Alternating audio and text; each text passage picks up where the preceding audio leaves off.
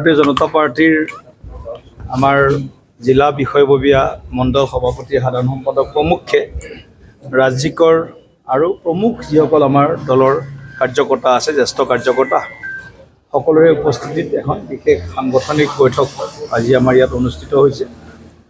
BTCত চৰকাৰ পৰিৱৰ্তন হোৱাৰ পিছত আমাৰ দলে সাংগঠনিক যি গতিবিধি আছে সেইখিনি চলাই আছে। লগতে ট্ৰিপল ইঞ্জিন চৰকাৰৰ যি কাৰ্যসূচীসমূহ আছে জনহিতৈষী কাৰ্যসূচীবিলাক কাৰ্যক্ৰমবিলাক আগবঢ়াই লৈ যোৱাৰ বাবে আমাৰ দলেও চেষ্টা কৰি আছে। আগন্তুক সময়ৰ বাবে সংগঠনৰ বুথ পৰ্যায়লৈকে আমি যাতে ইয়াৰ শক্তিটো আৰু অধিক মজবুত কৰিব পাৰোঁ।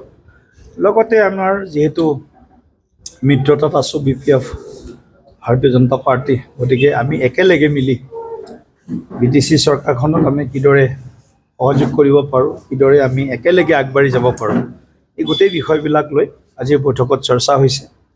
আৰু কাৰ্যকৰ্তাসকলৰ উৎসাহ যথেষ্ট আছে।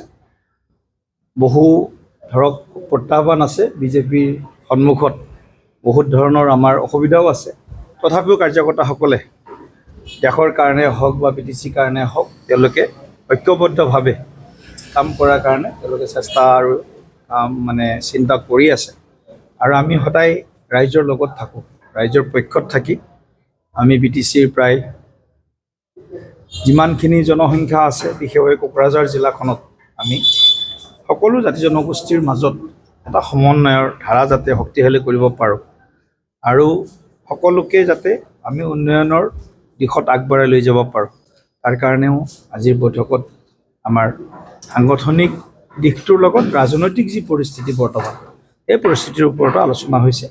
নিশ্চিতভাৱে আগন্তুক দিনত কোকৰাঝাৰ জিলাত ভাৰতীয় জনতা পাৰ্টীয়ে BPFৰ যি তেওঁলোকৰ চৰকাৰৰ কাম কাজ আছে বা আমাৰ মিত্ৰ দলৰ চৰকাৰৰ কাম কাজ আছে সেইখিনিকো আৰু অধিক ৰাইজৰ মাজত লৈ যোৱাৰ কাৰণে প্ৰয়াস কৰিব।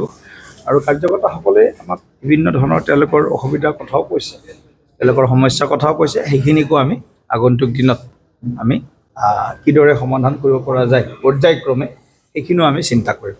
আগন্তুক যিটো নিৰ্বাচন নগাঁও লোকসভাৰ হ'ব, গতিকে আমি ইতিমধ্যে আমাৰ বুথ পৰ্যায়ত ইয়াৰ যি মেনেজমেণ্ট বা প্ৰবন্ধন এইবিলাক কাম আমি আগবাঢ়ি লৈ গৈ আছোঁ। আমি সকলোৱে জানো আমাৰ কাৰণে আফটাৰ ডিলিমিটেশ্যন সমষ্টিটো এটা চেলেঞ্জ আছে, প্ৰত্যাহ্বান আছে।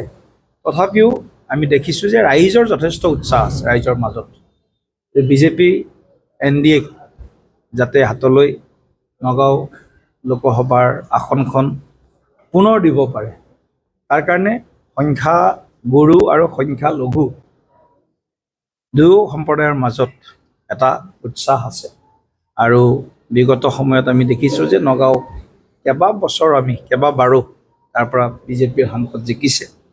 আৰু সেইকাৰণে এইবাৰ সংখ্যালঘু ৰাইজৰ মাজতো আমি এটা আগ্ৰহ ব্যক্ত কৰিছোঁ আৰু ৰাইজো ওলাই আহিছে। বিগত সময়ত বহু ধৰণৰ জনপ্ৰতিনিধি একদম পঞ্চায়ত মেম্বাৰৰ পৰা আঞ্চলিক পঞ্চায়তৰ সদস্যলৈকে জিলা পৰিষদৰ সদস্যলৈকে তেনেকুৱা বিভিন্ন ৰাজনৈতিক দলৰ প্ৰতিনিধিসকলে BJP দলত যোগদান কৰিছে, বিশেষভাৱে সংখ্যালঘু অঞ্চলবিলাকত। গতিকে এই গোটেই কথাবিলাকৰ পৰা যদি আমি এটা বিশ্লেষণ কৰোঁ তেতিয়া আমি গম পাম যে এইবাৰ সংখ্যালঘু ৰাইজেও উন্নয়নৰ বাবে তেওঁলোক আগবাঢ়ি আহিব আৰু BJP বা NDA তেওঁলোকে সমৰ্থন ব্যক্ত কৰিব। আৰু আমি যিহেতু নিৰ্বাচন ঘোষণা হোৱা নাই, হয়তো এই সপ্তাহৰ ভিতৰত বা অহা সপ্তাহৰ ভিতৰত নিৰ্বাচন ঘোষণা হ'ব, গতিকে নিৰ্বাচন ঘোষণা হোৱাৰ লগে লগে আমি নিৰ্বাচনৰ যি প্ৰচাৰ কাৰ্য আছে সেইখিনি আমি আৰম্ভ কৰিম আৰু NDA হিচাপে আমি নগাঁও লোকসভাৰ উপ নিৰ্বাচনত আমি অংশগ্ৰহণ কৰিম। এতিয়া এই বিষয়টো ইয়াৰ আইনগত ইয়াত কি বিষয় জড়িত হৈ থাকিব এইবিলাক বিশ্লেষণ নিশ্চয় কৰিছে চাগে বা কৰিব আগন্তুক দিনত। আমিতো ভাবোঁ সকলো জনজাতি যিসকল পাৰ্বত্য এলেকাৰে হওক ভৈয়াম এলেকাৰে হওক জনজাতিসকলে তেওঁলোকৰ অধিকাৰ বা তেওঁলোকৰ যি বহুদিনীয়া যিবিলাক তেওঁলোকৰ সমস্যা আছে সেই সমস্যাবিলাকৰ সমাধান হ'ব লাগে। চাৰ্টিফিকেট দিয়াৰ জৰিয়তে হ'ব পাৰে, অন্য ধৰণে হ'ব পাৰে। গতিকে আমি জনজাতিসকলৰ লগত সদায় আছোঁ আৰু জনজাতিসকলৰ উত্তৰণৰ কাৰণে বিজেপি চৰকাৰে প্ৰথমবাৰ জনজাতি পৰিক্ৰমা মন্ত্ৰণালয় বাজপেয়ী ডাঙৰীয়াৰ দিনত